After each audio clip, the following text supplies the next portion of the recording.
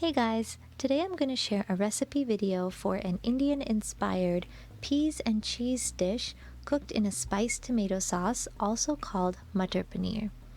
Now, I have loved this dish since I was a kid, and it has always been a favorite of mine, and the great thing is my toddler loves it too.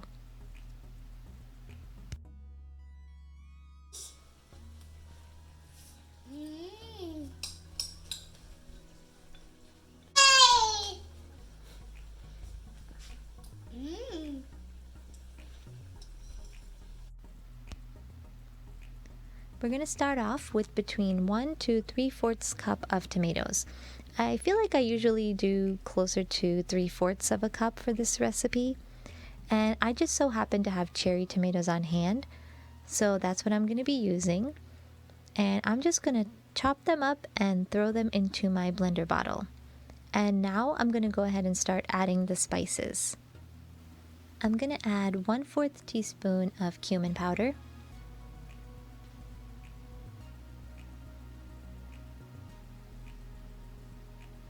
1/4 teaspoon of turmeric. Now, turmeric has some great anti-inflammatory properties as well as a lot of great other health benefits, but whenever I use it, I always try to remember to add in some black pepper as well, because that's what actually helps your body to absorb it better.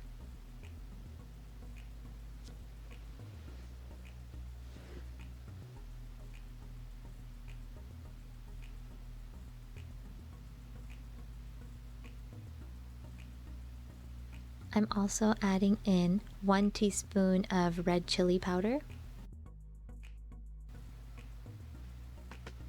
1 teaspoon of coriander powder, 1/2 teaspoon of garam masala. Now, in traditional Indian cooking, people usually wait until the dish is finished to add this at the very end, but I tend to just add it along with the other spices to kind of just streamline the process. I usually also add about 1/2 teaspoon of salt, but you can start with less and adjust that later as per your taste. 1/2 teaspoon garlic paste, 1/2 teaspoon ginger paste,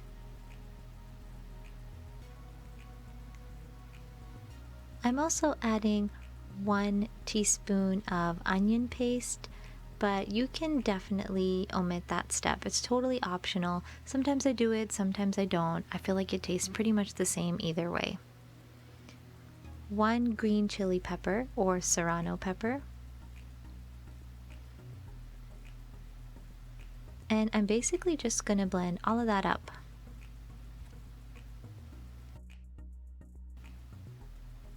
And next I'm going to add some fat to a pan. So I'm using ghee here, which is also known as clarified butter, but sometimes I use oil as well. And I'm just going to add in my pureed mixture. I'm also adding in a little bit of water just to kind of rinse out the bottle here.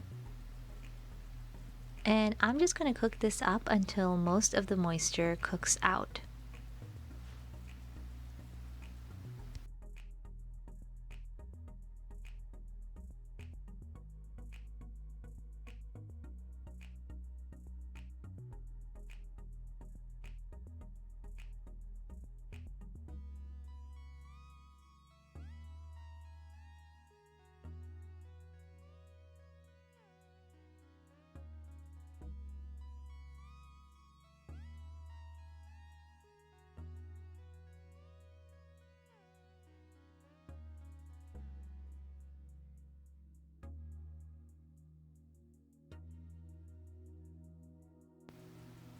Once this reaches a paste-like consistency, then I add in about 1 cup of water and simmer until that's incorporated. Then I add in about 1 cup of frozen peas and I simmer that until the peas are cooked.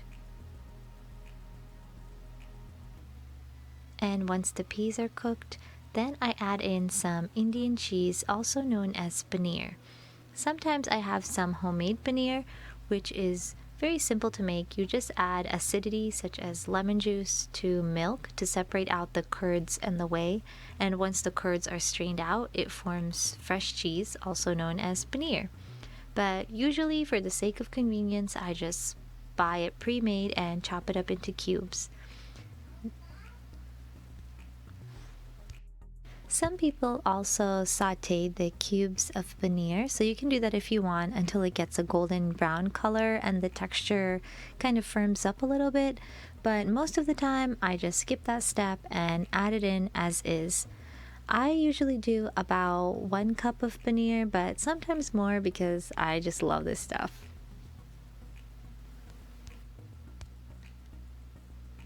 Then I simmer everything to let all the flavors kind of soak up together. And I also taste it at this point to check and see if I want to add more salt. And oftentimes in restaurants, they actually add in some cream to this dish. I do usually skip that step though when we're eating at home, just to keep things a little bit lighter and healthier.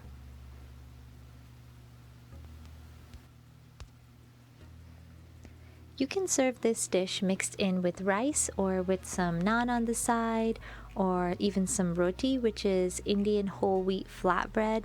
A lot of times people also garnish this with some fresh cilantro on top. So I hope you enjoyed this recipe. If so, please like, comment, and subscribe, and thank you so much for watching.